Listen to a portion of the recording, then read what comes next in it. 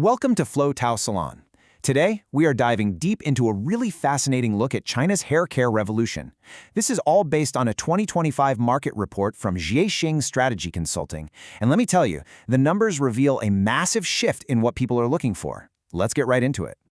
First off, let's just talk about the sheer scale here. By 2025, the online hair care market in China has just ballooned into a 48.2 billion RMB industry. I mean, that's an incredible figure on its own. But, the real story isn't just about the size. It's about what's actually happening inside that number. And that story? It starts with a huge fundamental shift in what people want. The days of just wanting clean hair are long gone. The new obsession, the new battleground for all the big brands is all about the scalp. So, what do people actually want from their shampoo these days? Well, the data from the report shows this dramatic pivot away from everything we used to think was essential. Now this is where it gets really interesting. The Zhixing Consulting report breaks down the performance of dozens of different shampoo benefits.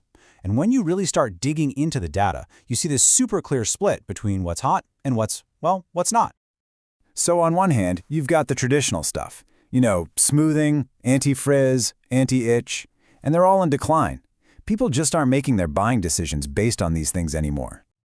But then, on the other hand, look at this. The demand for anti-hair loss products has absolutely skyrocketed. We're talking growth of over 70%. That's not just growth, that's an explosion. It signals this really deep-seated consumer anxiety and a whole new set of priorities.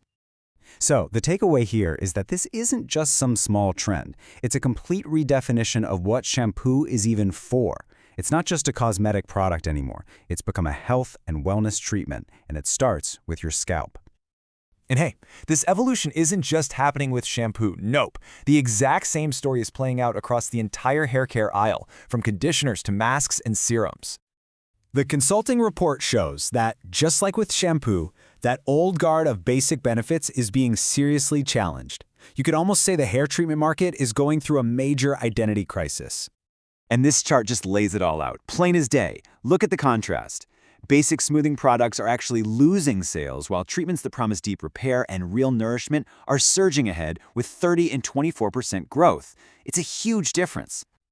What this shows us is a much savvier, much more educated consumer. They get that a temporary fix for frizz isn't the answer. They want long-term hair health, and they're looking for products that are going to fundamentally repair and strengthen their hair from the inside out. Okay, so we know what people are buying. But the next big question is, where are they buying it? Because right now, a fierce battle is raging between China's biggest online platforms for control of this massive market. By 2025, the whole landscape has been completely redrawn.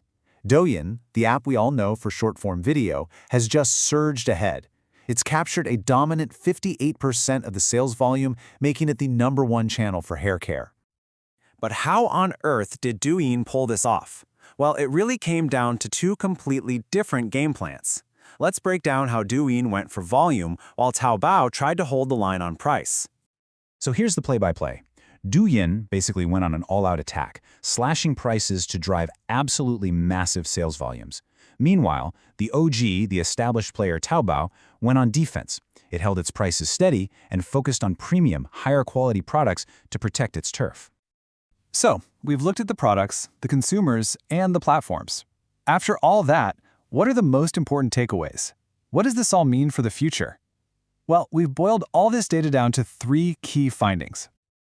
All right, these are the 3 crucial points that really define where China's hair care market is headed. Let's break them down. First up, the demand upgrade. Honestly, this is the big one. The market has grown up. It's just not about basic needs like cleaning or making your hair feel smooth for a few hours anymore. It's all about sophisticated, science-backed solutions for real scalp health and deep structural repair. Second, we've got the channel reshuffle. The online marketplace has been changed for good. Douyin is now the undisputed king of volume, and Taobao has pivoted to become the destination for quality. What this means is that brands can't use a one-size-fits-all strategy anymore. They have to tailor their products, their pricing, everything, for each platform. And finally, the blue ocean. For anyone who doesn't know, a blue ocean is basically an untapped market, a wide-open field with little to no competition. And even with this fierce battle we've been talking about, the report points out some huge ones. Things like anti-breakage and strengthening have tons of consumer demand, but very few products to meet it. This is where the next big wins are going to be. In fact, the report basically hands brands a roadmap to success. It says they should focus on deploying anti-breakage and these other blue ocean selling points. It's a super clear call to action for any brand that's looking to meet a proven, unfulfilled need in the market.